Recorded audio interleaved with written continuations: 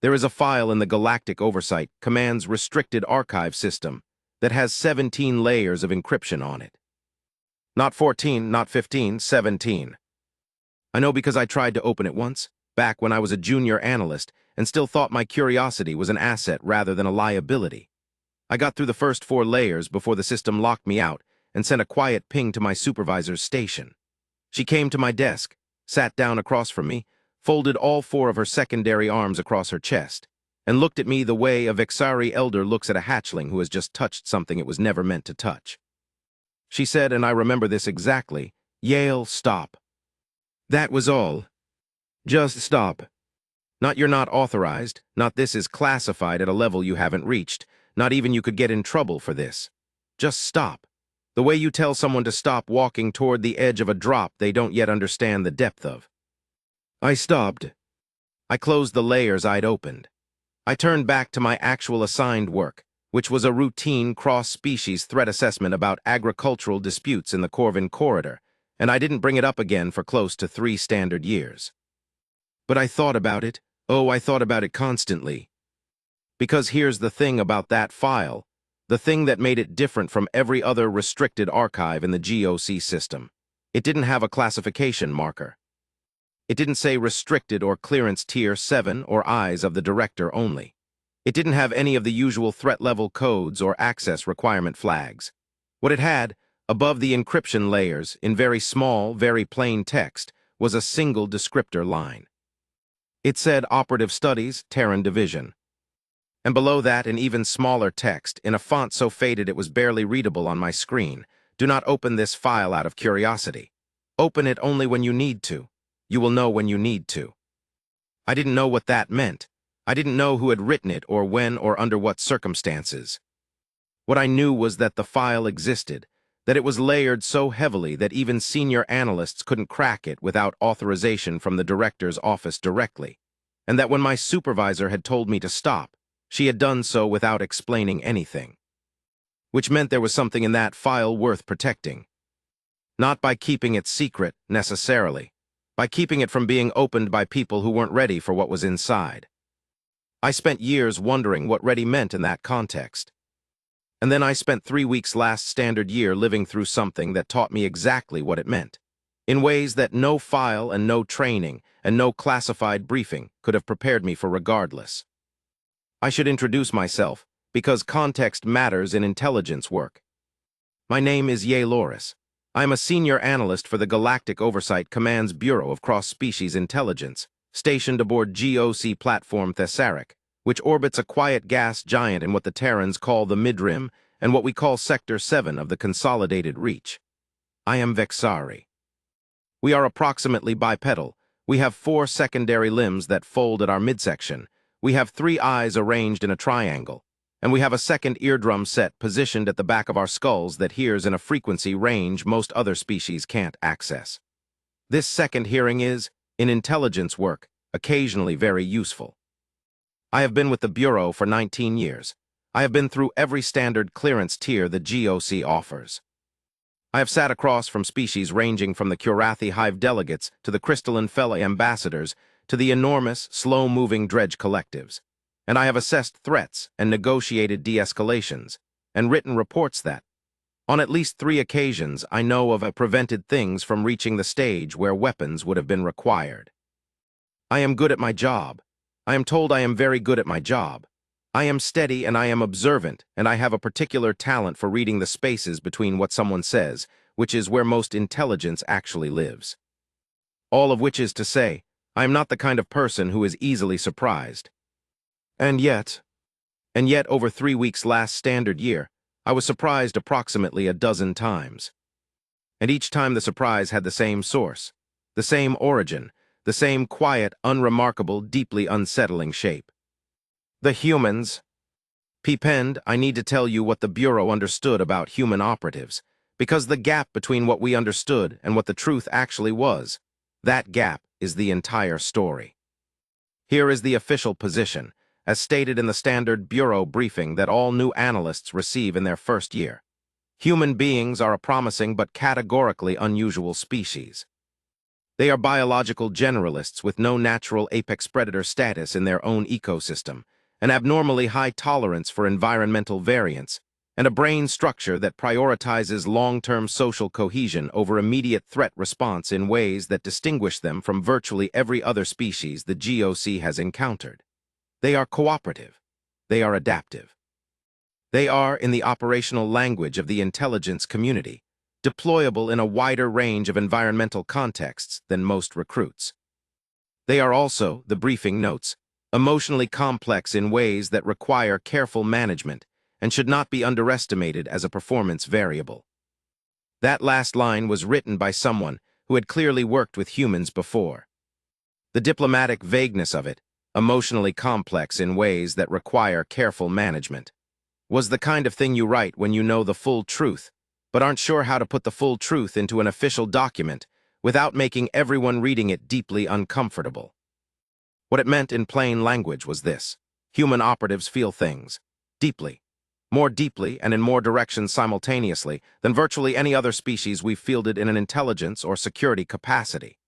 They feel loyalty and fear and determination and grief and rage and tenderness all at the same time, in layered formations that influence their decision-making in ways that are genuinely difficult to predict by standard algorithmic modeling.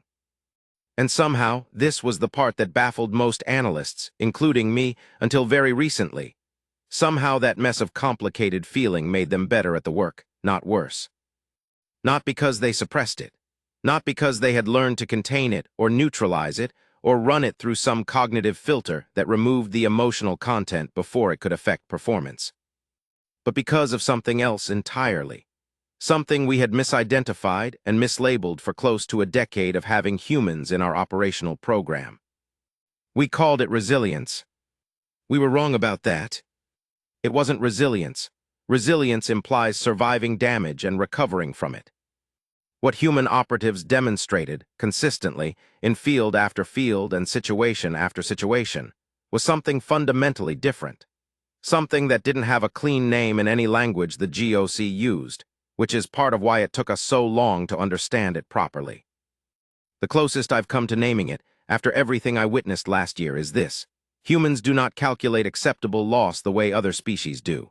They do not run a threat assessment and arrive at a threshold below which sacrifice becomes operationally rational. They don't have that threshold. Or if they do, it's set at a point so extreme that in practice it functions as though it doesn't exist. They will absorb what would stop a Kurathi soldier in their tracks and keep moving. They will take what would shatter a fellow crystalline operative's decision tree into non-functional fragments and reorganize around it mid-operation. They will experience genuine, overwhelming emotional devastation, grief so acute it would hospitalize a Vexari for weeks, and continue functioning in a way that looks, from the outside, almost like nothing happened. Not because they don't feel it, they feel it completely, but they carry it and move anyway. And no other species in the consolidated reach does that. Not at scale, not consistently, not the way humans do it as a matter of apparent cultural default. I first understood this intellectually, as a documented phenomenon, as an analytical conclusion drawn from filed operational reports and medical assessments and debrief transcripts. I understood it the way you understand a distant star. You can look at it, you can describe its characteristics, you can measure its output and map its trajectory, but you're doing all of that from a safe remove. The star isn't touching you.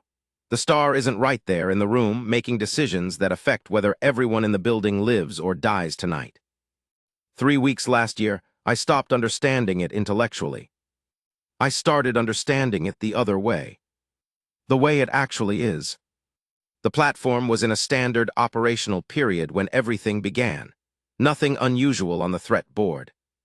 The usual background tensions in the Kurathi sector, a minor trade dispute between two fellow collective families that was generating more diplomatic paperwork than it deserved, and a cluster of unresolved intelligence flags around a fringe species extremist network called the Unbound Choir that had been on our watch list for about 8 months without producing anything actionable. I was in my analysis bay, a quiet room with 3 screens and a narrow observation window that looks out onto the gas giant, which is a deep, churning amber color that I find oddly calming. when my terminal flagged an incoming priority routing from the director's office. Priority routing is not unusual. What was unusual was the attachment.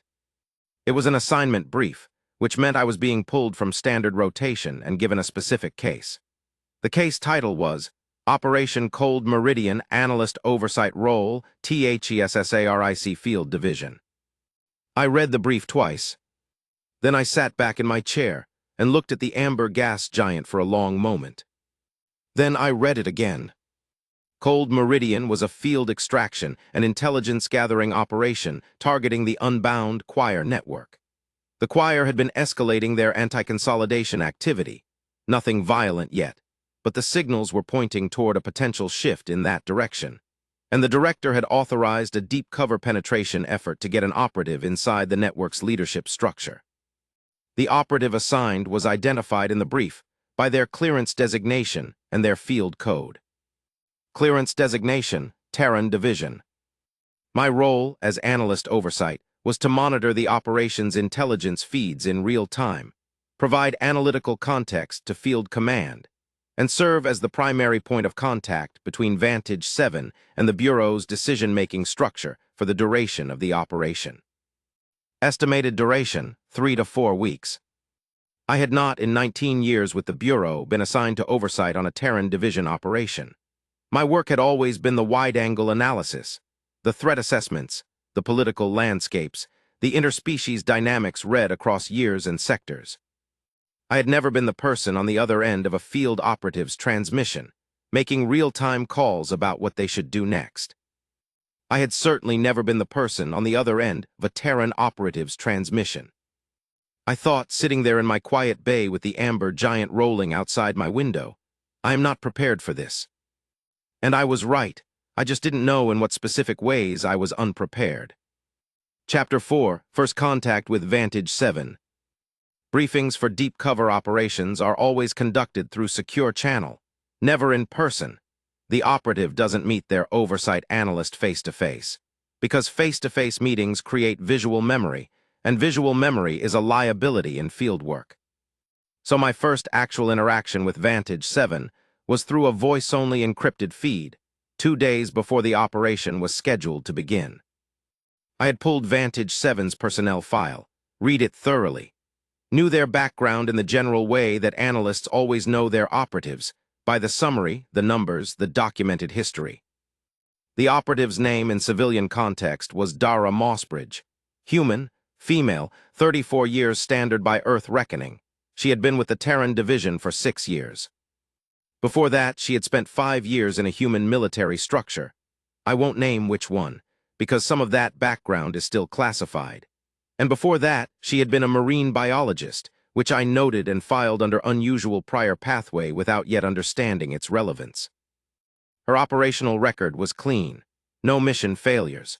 4 successful deep cover penetrations, all of targets significantly less dangerous than the Unbound Choir. 1 instance of field improvisation that had deviated from protocol, resulting in a tense review by the Bureau's Oversight Committee. But the improvisation had worked, the operation had succeeded, and the committee had ultimately classified the deviation as contextually justified. Which was the Bureau's diplomatic way of saying, she was right and we wouldn't have been, so we're not going to say she was wrong. Her psych assessments described her as follows: highly compartmentalized, demonstrates exceptional cognitive flexibility under environmental stress. Emotional processing appears to run in parallel with operational function rather than in sequence. Recommended for Tier 3 and above field deployment without restriction. Emotional processing appears to run in parallel with operational function rather than in sequence. There it was again. That phrase, worded different ways in every Terran Division file I'd seen referenced, always pointing at the same thing.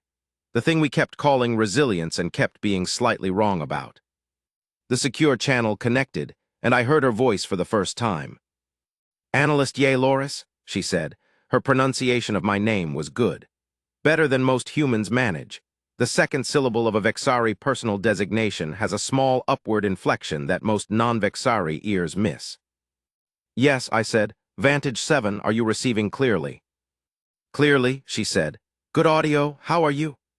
And there was something in the way she said, "How are you?" that wasn't a social formality.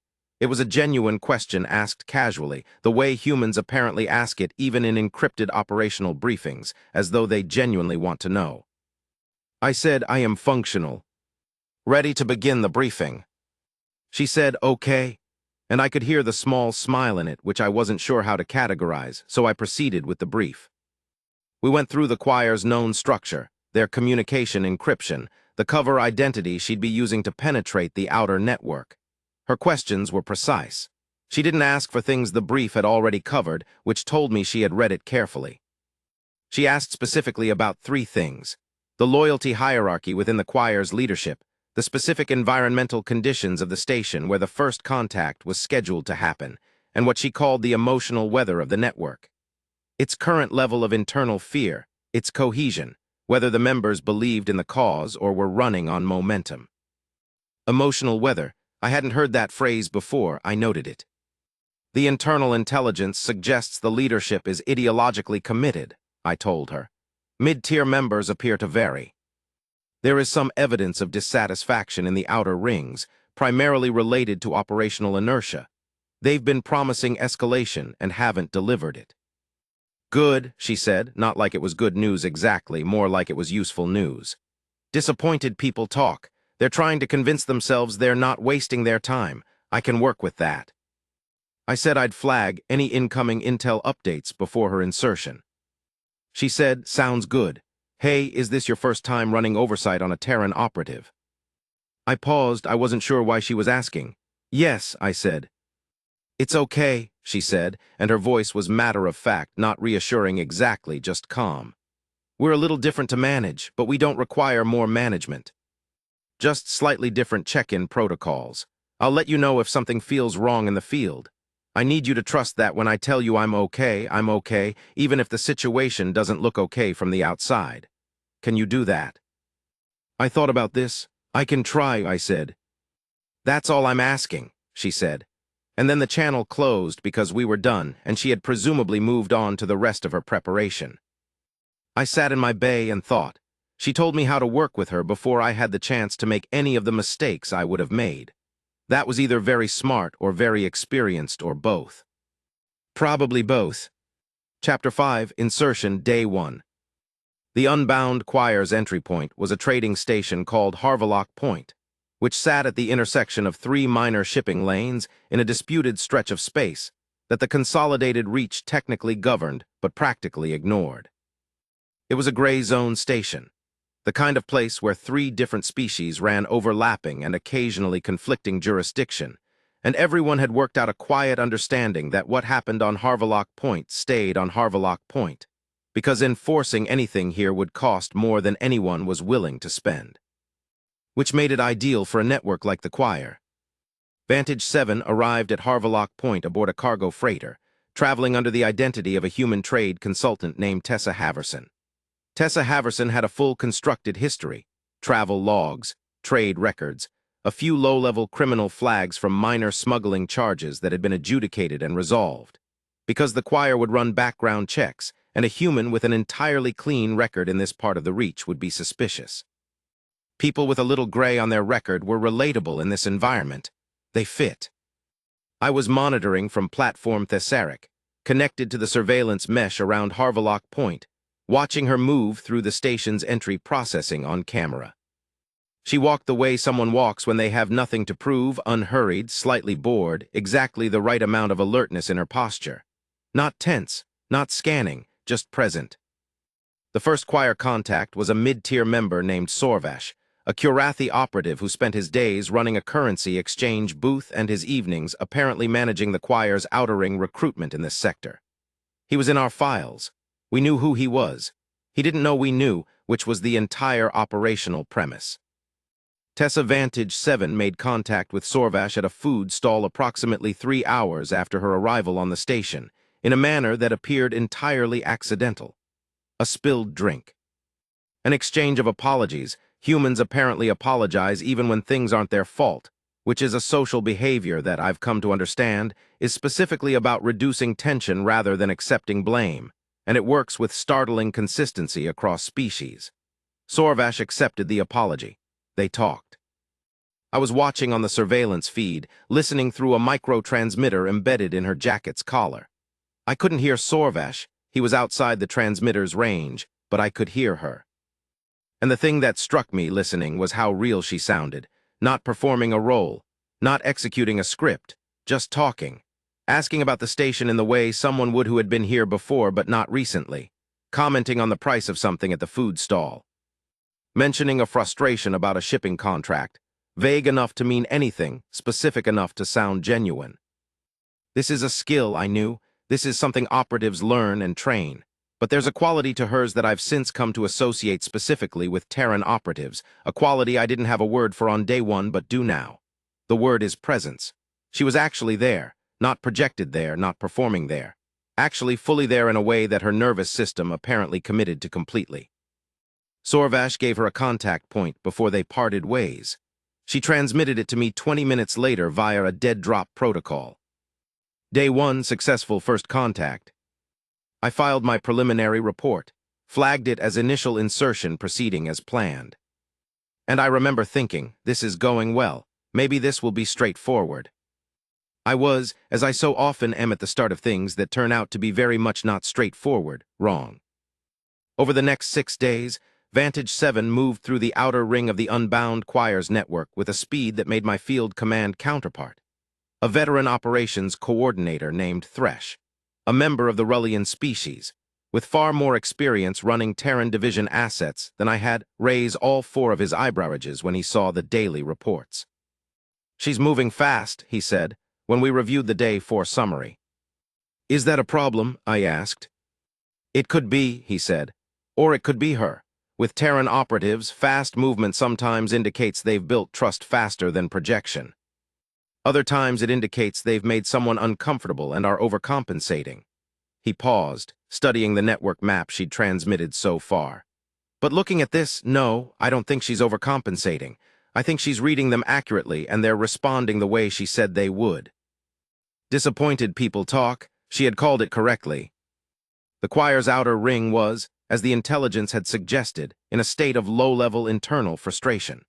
They had been promised escalation, some kind of dramatic action against what the choir's leadership called the Reach's extractive consolidation policy, which was ideological language, for we don't like that the GOC has authority over our trade routes. The action hadn't materialized. The leadership kept moving the timeline. The outer ring members were losing faith. Vantage 7 had made herself a focal point for that frustration. She listened. She validated without escalating, meaning she made the members feel heard without encouraging them toward anything extreme, because her job was to get inside the network, not to radicalize it. She asked questions that sounded like solidarity but were actually intelligence extraction. And she did all of this in a way that generated trust in a matter of days, which should have taken weeks. How? I spent a lot of time thinking about this in those early days. The simplest answer I arrived at was, she believed them, not their cause, she didn't share their ideology, but their frustration. She understood what it felt like to believe in something and feel it stalling, to give yourself to a purpose, and then have the people leading that purpose keep not delivering.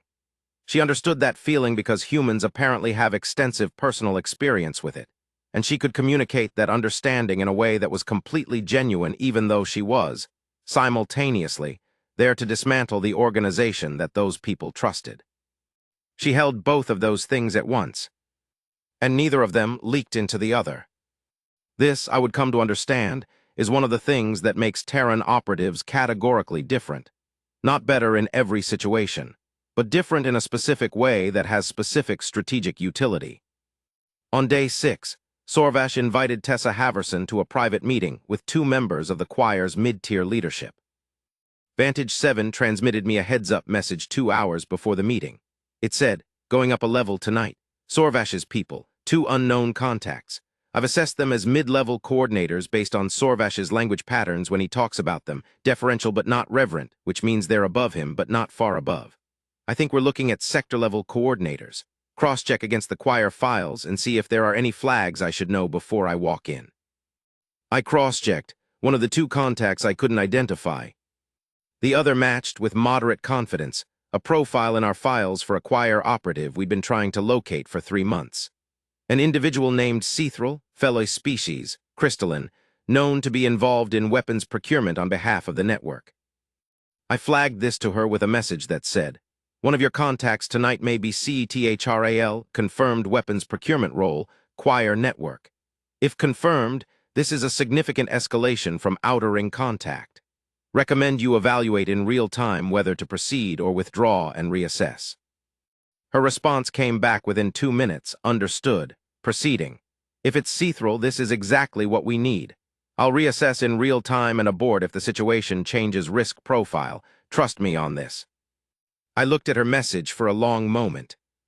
Then I typed, "Acknowledged, I trust you. Check in immediately post-meeting." Thresh, who was watching over my shoulder, said nothing for a moment. Then, "She knows what she's doing." "I know," I said. "Good," he said.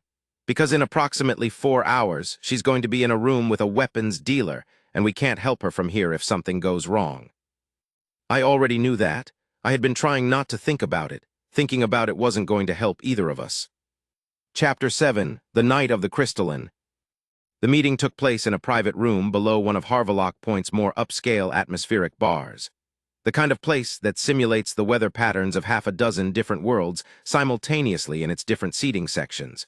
So you could eat under artificial Vexari standard amber light, or under simulated Curathi mist, or under the clean, cold white light that collectives prefer. They met in the fellow section. Of course they did. I had audio only. The surveillance mesh didn't reach this deep into the station's lower levels, and the micro-transmitter was my only feed.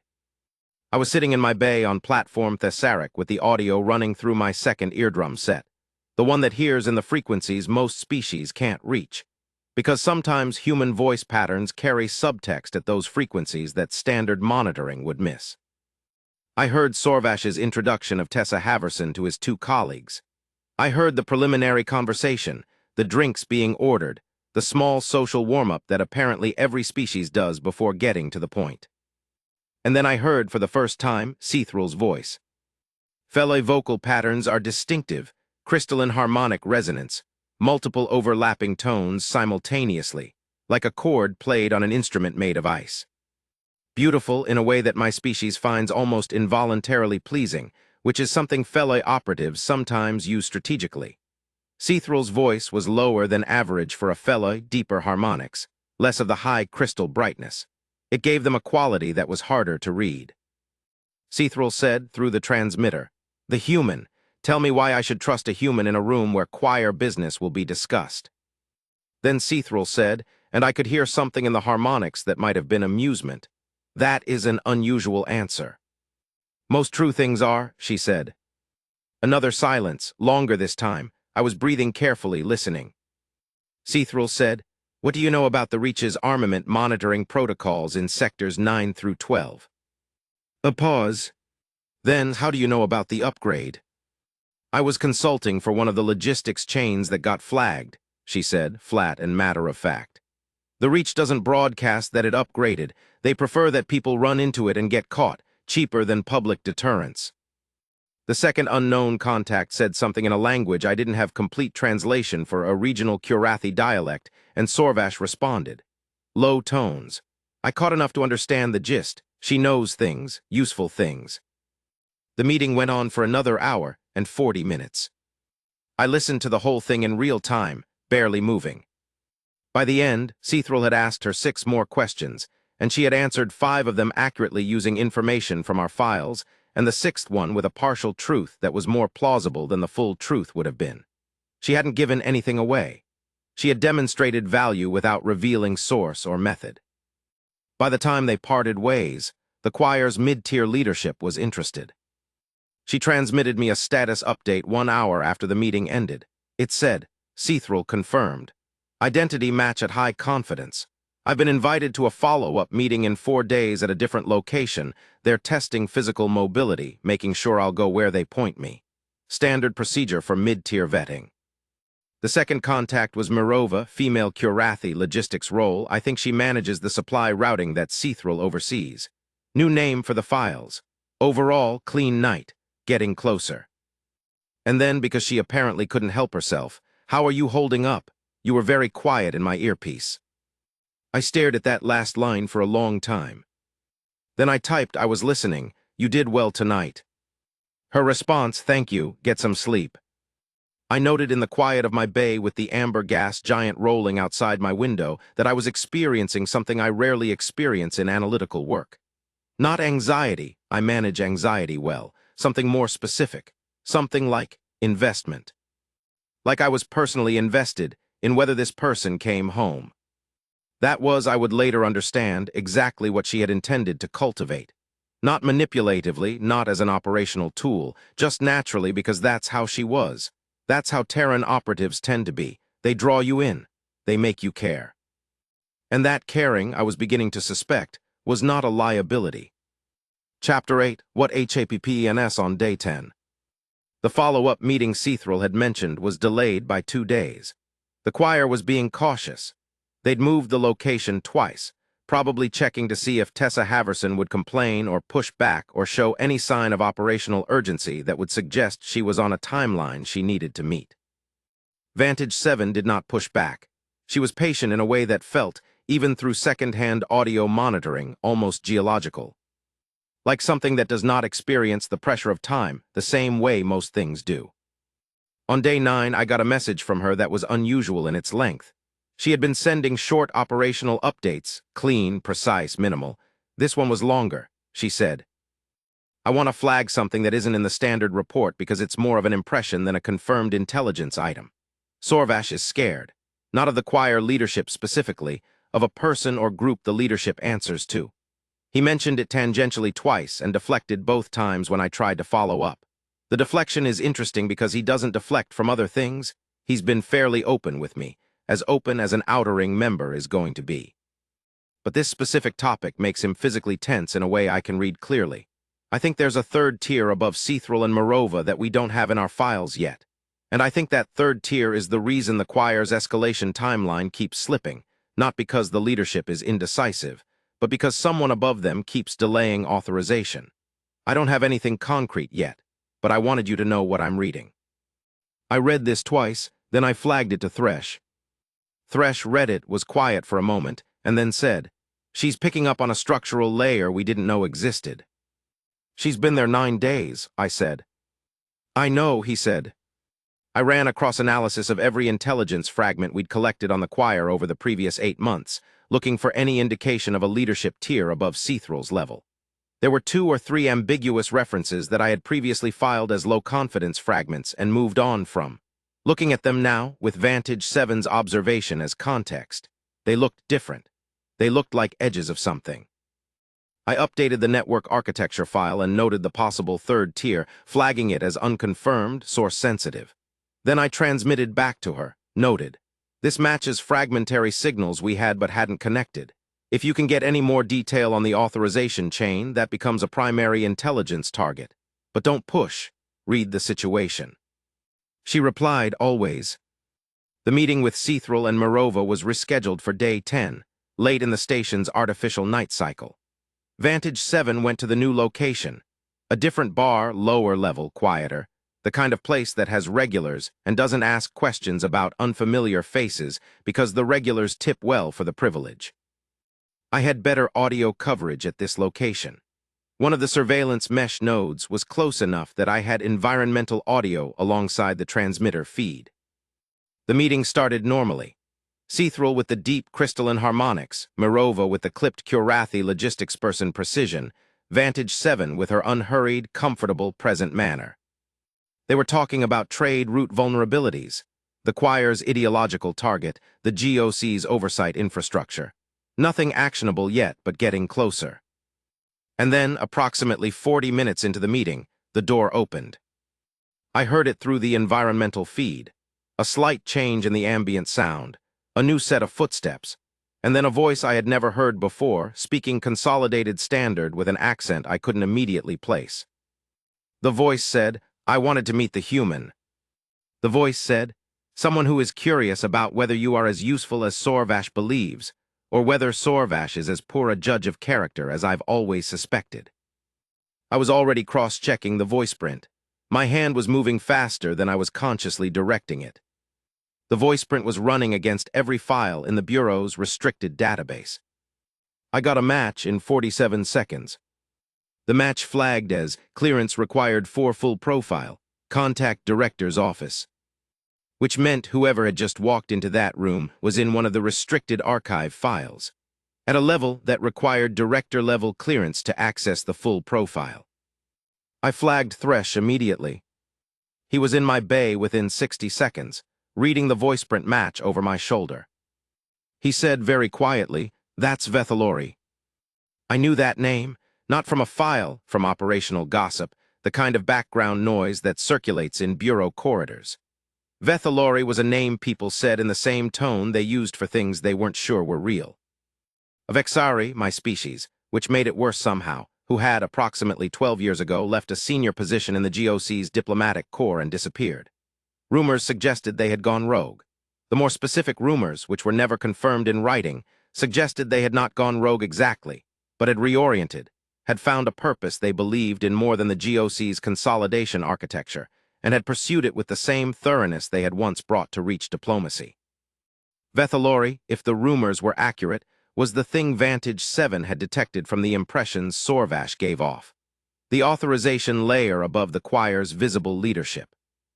And they had just walked into a room with my operative. I keyed my transmitter to the emergency private channel, the one Vantage 7 and I had established for exactly this kind of moment, and said, barely above a breath, "Vantage 7. New contact is a high-value target. Former GOC, potentially dangerous. Assess and advise." There was a pause of about 2 seconds. Then through the transmitter I heard her exhale, a single quiet breath. And in that breath, in just the sound of it, I heard something that I have thought about many times since. It wasn't fear exactly. It wasn't surprise. It was something that my second eardrum caught at a frequency most monitoring systems would have missed entirely. Something like, "Okay, so it's this. All right." Adjustment, real-time, complete, instantaneous adjustment. And then her voice in the room, easy and unhurried. "Sounds like Sorvash has been talking about me. That either means I made a good impression or a memorable one. I'm hoping good." Vethalori was silent for a long moment when she finished. Then they said, "I believe you believe that." She said, most important thing I could hear honestly. Another silence. What happened next, from my position on platform Thessaric, was a rapid escalation in the scale and urgency of the operation that I had not fully anticipated. The director was briefed. The director's 2 deputy directors were briefed. 4 senior analysts from 3 different bureau divisions were pulled in as consultants. The operational file for Cold Meridian, which had been a moderately significant field operation, was reclassified upward twice in 48 hours. Because Vethalori's appearance changed everything. If Vethalori was the authorization layer above the choir's visible leadership, then the choir was not what we had assessed it to be, a fringe network with ideological motivation and limited capability. It was a structured operation with a sophisticated architect behind it, an architect with 12 years of GOC diplomatic experience and knowledge of our systems that was, to put it plainly, alarming. Thresh and I briefed the director's office together. The director, a Dredge collective member who occupied a body the size of a small vehicle, and communicated in the low-frequency vibrations I had to translate through my second eardrum set, was very still throughout the briefing. At the end, the director said, "The operative has been invited to meet a leadership tier above Vethalori. This means there is a layer we have not identified at all." "Yes," I said. "And the operative is prepared for this." I thought about Vantage 7. I thought about the breath I had heard through the transmitter when Vethalori walked in. The adjustment, the story she told. "She is ready," I said. The director was quiet for a long moment. Then, "You trust her assessment of her own readiness." "I trust her assessment of everything," I said, and I meant it. 19 years of analytical work, and I meant it the way I mean the most calibrated conclusions I've ever drawn. The director said, "Good, continue the operation, provide her everything she needs." Walking out of that briefing, Thresh said to me, "You've changed." "In 3 weeks," I said. "In 10 days," he said. "You came into this operation never having worked with a Terran operative. You're a different analyst than you were." I didn't answer him, but I thought about what he'd said for the rest of that cycle. "I keep it anyway." She said, "Can I ask you something that's not about the operation?" I said, "Yes." She said, when your species first made contact with mine, the official first contact, the one in the diplomatic records, what did your people think of us? Not the sanitized official version. What do the honest assessments say? I thought about this for a moment. Then I told her, honestly. The consensus was that you were a mid-tier species, cooperative social structure, promising but not exceptional. The internal assessment flagged you as likely to assimilate into the consolidated reaches framework within 2 generations without significant friction. She was quiet for a moment. Then what changed? You did, I said. Or rather, we understood you better. The assessment was wrong because we were measuring you by the wrong metrics. We were looking for what we look for in every species: apex capability, resource leverage, specialized biological advantage. You don't have those things, not clearly. Not in ways that register on our standard assessment framework. She said, but. I said, but you have something else. Something that doesn't have a clean name in our taxonomy because we've never encountered it in this form in any other species. We've spent a decade trying to describe it accurately. The best description I've managed is this: you are built for the middle, the long, hard middle of things, the part where most other species start calculating whether the cost is worth it. You don't calculate that the same way, you just continue. A long pause. Then she said, that's the nicest thing anyone's ever said about stubbornness. And I laughed. An actual Vexari laugh, which sounds nothing like a human laugh. It's a series of rapid clicks at mid-frequency. And she heard it through the channel, and I heard her laugh in response. And for a moment the 12-year Vexari rogue and the weapons procurement operative and the entire cold meridian operation felt briefly, genuinely less heavy. That's a thing Terran operatives do. I've since come to understand it as one of their most significant capabilities because it sounds small and isn't. They make heavy things temporarily lighter, not by pretending the weight isn't there. By finding the moment, however small, where something is real and human and laughs, and choosing that moment on purpose. It doesn't seem like an operational capability. It is absolutely an operational capability. Chapter 11, the third tier. Day 13, the meeting Vethalori had arranged. The location was not on Harvalok Point. Vantage 7 was transported, under the choir's protocols, not her own choice, to a secondary station I'll call Waypoint Crest, smaller, quieter, less traffic. The kind of station that exists at the fringes of the shipping lanes, specifically because it's easier to disappear at the fringes. I had no surveillance mesh at Waypoint Crest. I had only the transmitter. Thresh had flagged this as a vulnerability in the operation's intelligence coverage. He was right. We were operating on trust now, trust in Vantage 7's ability to read the situation, trust in her judgment, trust in the one fragile line of audio I had. She transmitted me a message before going dark on communications until after the meeting. They'll be scanning for active transmissions. Transmitter should survive passive mode, it'll record, and I'll upload on the way out. Don't worry about the silence. It's operational, not a problem. Don't worry about the silence. I thought about that for a moment. Then I sent back, understood, good luck. She sent back, don't need it, but thank you. And then she went dark. The next 4 hours were the longest 4 hours I have spent in 19 years of bureau work. Thresh sat with me for the first hour, then had to attend a different operational briefing. A junior analyst on my team, a young fellow named Seloverath, came and sat near my station and didn't say anything, just was there. I appreciated it more than I told him. The debrief was the most significant intelligence event of Cold Meridian, possibly one of the most significant intelligence events of the year. The third tier wasn't a person. It was a coordination structure, a network of 11 individuals from 7 different species, some of them with current or former GOC affiliations, some of them from fringe governments that the Reach had absorbed over the preceding 2 decades, some of them from private interests that had never been clearly visible to the Bureau at all. They had been operating beneath the surface of a dozen different fringe network structures, not building a single organization, but building a framework, an architecture for coordinated resistance to the consolidated Reach's authority that could activate simultaneously across multiple sectors. The choir wasn't the point. The choir was one node in something much larger. Vantage 7 had recorded 11 individuals by voiceprint, obtained partial structural mapping of the coordination network, and identified 3 funding sources that were previously unknown to the Bureau. In 4 hours, in a room she had entered alone with no backup and no live communication to oversight, with no extraction option if things had gone wrong.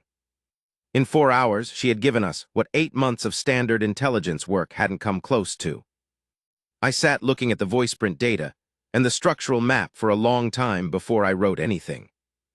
Then I wrote the preliminary report and sent it to the director's office with a note that said, "Recommend Vantage 7 for Tier 4 operational clearance elevation.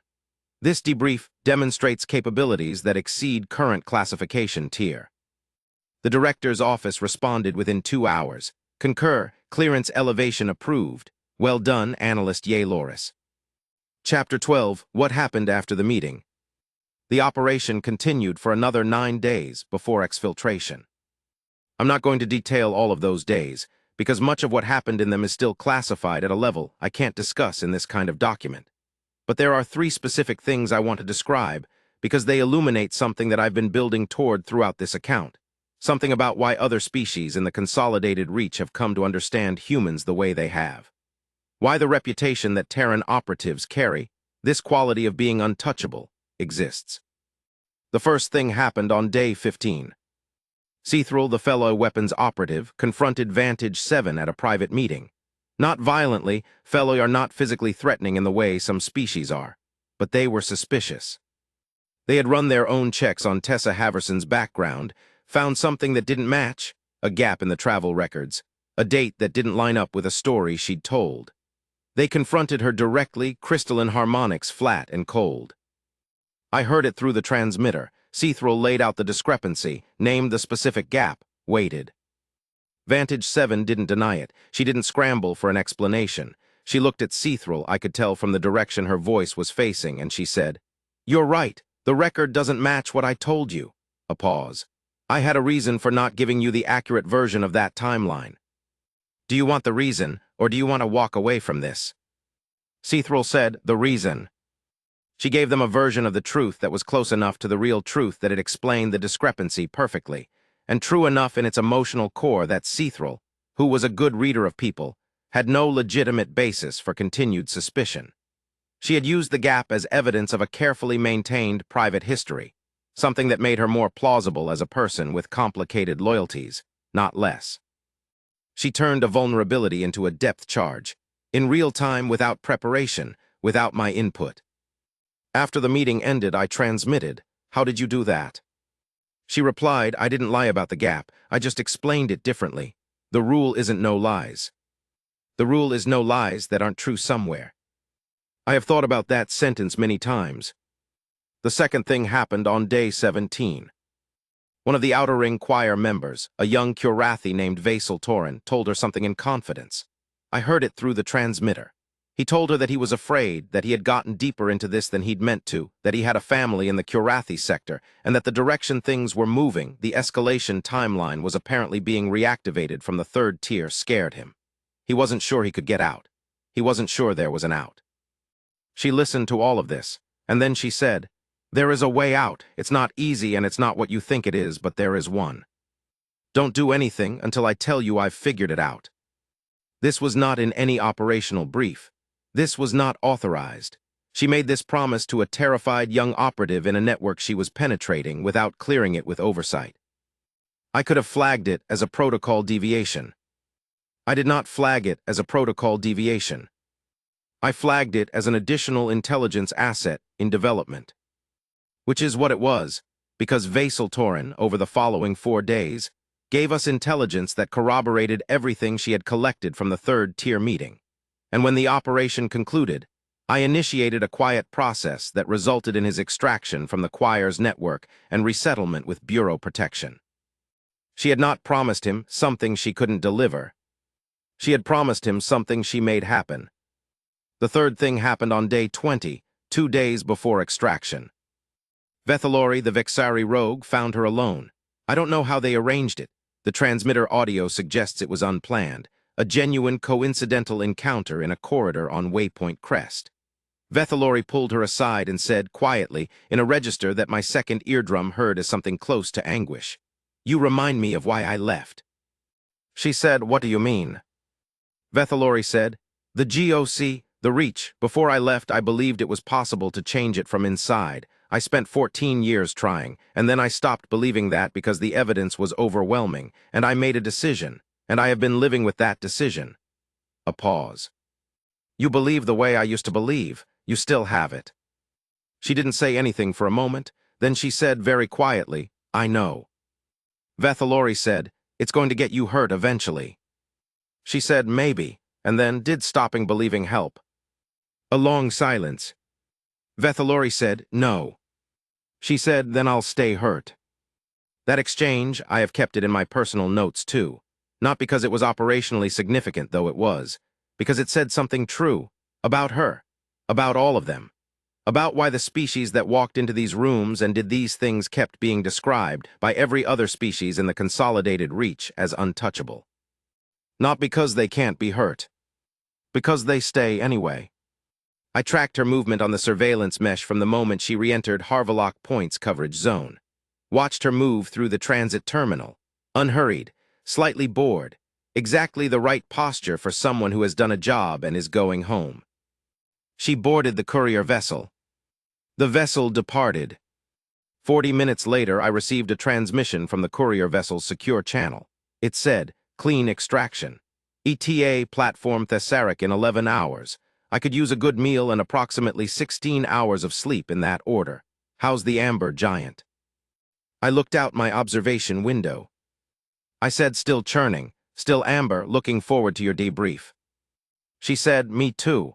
I have things to tell you that didn't fit in the official transmissions. I said, I'll have food ready. She said, you don't have to do that. I said, I know. The debrief lasted 9 hours over 2 days, with breaks for food and sleep. Thresh was there for the official portions.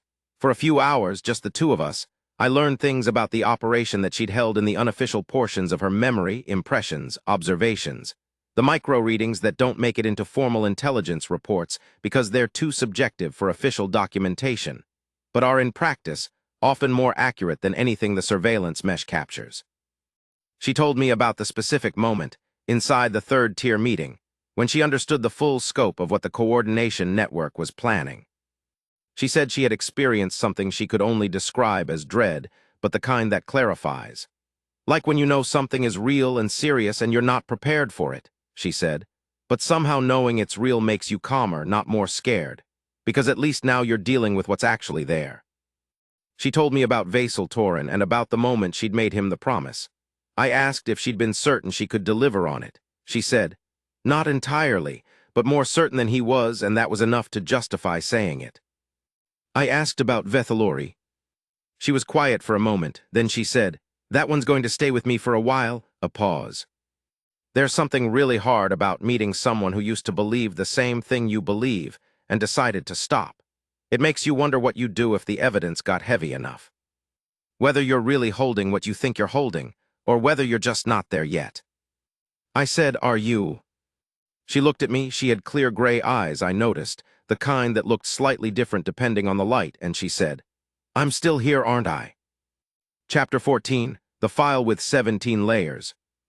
After the cold meridian operation concluded, after the reports were filed and the intelligence was actioned and Vasil Torin was safely resettled, and the Bureau had begun the long, careful work of mapping the coordination network that the choir had been one node of, after all of that, I went to the director's office and made a request. I said I wanted access to the Terran Division Restricted Archive, the one with 17 layers of encryption. The one my supervisor had told me to stop trying to open 9 years ago. The director was quiet for a long time. Then the director said, why now? I said, because I think I'm ready. I think I know what I'm looking at now. Another long silence. The director gave me access. I spent 2 days reading. I'm not going to describe the full contents of that file because much of it remains classified and because some of it isn't mine to describe. But I can tell you what I came away understanding that I hadn't before. What the file contained, in essence, was the GOC's honest, uncensored, accumulated understanding of Terran operatives, written over a span of 11 years, by analysts and field commanders and medical officers and oversight specialists from a dozen different species, all trying to describe the same thing. The same thing I had been watching for 3 weeks from my bay, with the amber gas giant outside the window. The thing that kept getting called resilience, when that wasn't quite the right word. The honest version, the 17 layers deep version, called it something else. Different analysts had different formulations. But the core description, the one that appeared in variations across the most senior assessments, was this. Human beings have an unusual relationship with their own experience of suffering. They do not seek it. They do not value it as an abstraction. But they have, apparently, developed a cultural and perhaps neurological relationship with it that differs from every other species in the consolidated reach in one specific way. They do not stop when it arrives. They do not recalibrate their capacity for action based on its presence. Suffering, for most species, is a signal to cease or alter the behavior that caused it. For humans, it is more often a signal to understand the situation more accurately and continue. This makes them categorically different as operatives. Not because they don't feel, but because what they feel does not have the same relationship to what they do. The two channels run in parallel, as the psych assessment had noted, rather than in sequence. They can be fully in pain and fully functional at the same time, in a way that isn't suppression or performance or denial. It just is. And every other species the GOC has encountered, when they understand this, really understand it, not academically but experientially, responds the same way. They become very still. And then they stop calculating whether a human operative can be removed from a situation by inflicting enough cost, because they understand that the cost calculation doesn't work the same way it does for everyone else. That's what untouchable means, not invulnerable. Not unkillable, not fearless. Untouchable in the sense that the lever every other species uses, make it cost enough and they'll stop, doesn't engage the same mechanism it engages in everyone else. You push a human operative hard enough and they don't recoil. They understand better. That's terrifying if you're trying to stop them. That's extraordinary if they're on your side. The cold meridian operation resulted in the gradual dismantling of the coordination network over the following 8 months, slow, careful, so that no single action triggered a reaction that scattered the remaining nodes before we could identify them. I was involved in the analytical side of that process. I am still involved in some of the remaining threads. Vethalori was apprehended approximately 4 months after the operation concluded. I am not going to describe the circumstances, because that process involved additional field work by Terran Division operatives that is fully classified. What I can tell you is that when Vethalori was in bureau custody and giving their formal statement, one of the things they said was this. They said that the moment they had understood the operation was blown, the moment they realized that Tessa Haverson was not who she claimed to be, was not during the operation itself. It was afterward, reviewing what had happened, understanding what she had done and how she had done it. The interrogating officer asked what specifically had told them. Vethalori said, nothing she did wrong. Everything she did correctly. There was a moment when I said something to her that was intended to destabilize her, to put her in a position of emotional conflict that would have been visible if she was actually what she was pretending to be. And she responded in a way that no one operating from conflict would respond. She responded from somewhere beneath the conflict, like the conflict was happening on a surface and she was below it, and she could see it clearly from there. The interrogating officer said, "You mean she wasn't affected by it?" Vethalori said, "No, she was affected by it. I could see that, she felt it." A pause. She just didn't need it to be otherwise before she kept talking. Most species, when you hit something real, they need a moment to recover.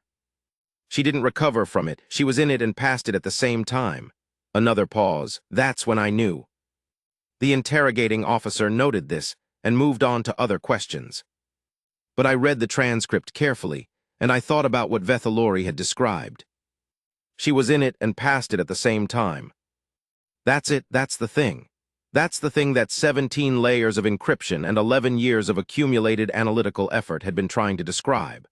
The parallel processing, the concurrent channels, the way human operatives experience and act simultaneously rather than sequentially. And here is what I have come to believe after everything. It is not a tactic. It is not a training outcome. It is something they grew from the inside, this species. Over however many millennia they were becoming what they became before anyone from the consolidated reach was paying attention. They had to learn to carry things and keep moving, because the things they encountered along the way didn't stop coming. So they became the kind of beings who can be in it and past it at the same time. And every species that encounters a human operative in the field eventually arrives at the same conclusion, even if they phrase it differently, even if they arrive at it from different angles. You can't stop them the way you stop everything else. Because the way you stop everything else involves cost, and cost hits a threshold, and at the threshold you stop. But they carry the cost and keep moving. They always keep moving. Epilogue: The Amber Giant the morning after. Vantage 7, Dara Mossbridge. Her actual name left platform Thessarik on a courier vessel bound for the Terran Division's main hub approximately 1 week after her debrief concluded. She came by my analysis bay before departure. I was at my screens, working on a preliminary threat assessment, back to the wide-angle work, the political landscapes, the interspecies dynamics. She stood in the doorway and looked at the gas giant through my observation window. The amber light came through the window and made her look like she was standing inside something warm. She said, "Pretty, isn't it?" I said, "I've been looking at it for 3 years and it still does something to me." She said, "That's a good sign. Means you're still paying attention." I didn't know what to say to that, so I said, "Thank you for the operation, for trusting me with it." She looked at me with those clear gray eyes. "Thank you for the check-ins," she said, "and for not panicking when it was time to not panic." I said, "Was it ever close?" She thought for a moment. "A couple of times," she said, "but not because of anything you did. The work is the work. It gets close sometimes. That's just how it is." I said, "Does that ever get easier?" She said, "No. You just get better at being in it and past it at the same time." I stared at her for a moment. She noticed what? "Someone else said something like that recently," I said. "About you, actually." She smiled, a small one. "Is that right?" She said goodbye. She walked down the corridor toward the docking arm, and I watched her go, unhurried, slightly bored-looking. Exactly the right posture for someone who has done a job and is going home, until she turned a corner and disappeared. I went back to my screens, back to the wide-angle work, the threat boards and the political landscapes and the quiet hum of the Bureau's infinite ongoing analysis of a reach with more tensions in it than can ever be fully mapped. Outside my observation window, the amber gas giant rolled and churned the way it always does, massive and patient and indifferent to almost everything in its orbit. Almost everything. I thought about what Dara had said. You just get better at being in it and past it at the same time. I thought about the file with 17 layers of encryption, and what it had taken me 3 weeks in the field, 1 operative, 1 operation, 3 weeks, to understand about a species that the Bureau had been trying to accurately describe for 11 years. I thought about why every species that encounters Terran operatives eventually stops trying to calculate how much it would cost to remove them from an equation. And I looked at the amber gas giant and thought, some things you can't remove. Some things you can't stop by making the cost high enough. Some things have decided, at a level deeper than calculation, that they're in it and past it at the same time, and that's just what they are. And the only thing the galaxy can do is figure out whether it's lucky or very unlucky that they're on a particular side. We are lucky. We are extraordinarily, undeservedly lucky. And I'll spend the rest of my career making sure we remember that. Filed by Senior Analyst Ye Loris, Bureau of Cross-Species Intelligence, GOC Platform Thessarik, Sector 7, Consolidated Reach. This account is submitted as a narrative supplement to the Cold Meridian Operational Review and is intended for restricted internal review only. Classification Tier. Terran Division Eyes, reader discretion advised. If you are reading this because you are new to oversight of Terran Division assets, read the file, all 17 layers, and then go work with them for 3 weeks because the file will tell you the shape of the thing, but the 3 weeks will tell you what the shape actually means.